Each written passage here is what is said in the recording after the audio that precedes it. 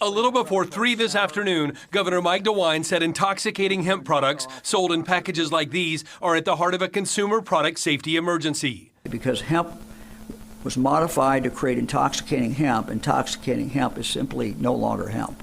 The synthesized hemp products in question can get people, including kids, high. They're often labeled as containing a legal form of cannabis called Delta-8 and have names like weed tarts and stoner patch dummies. They're items that are not regulated. That's one reason the governor announced today that he's issuing an emergency order that will require businesses that sell intoxicating hemp products to stop doing so by Tuesday.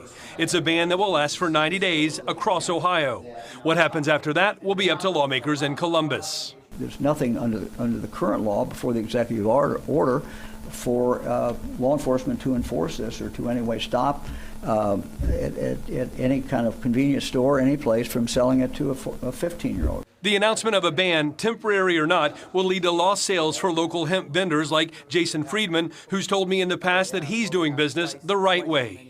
There are some bad apples out there that are making it more challenging for the rest of us by selling low quality products, by selling it to consumers that are not of age. I would be 100% in support of regulation to make it official and to give confidence to the state of Ohio that only the right aged people are going to get these products.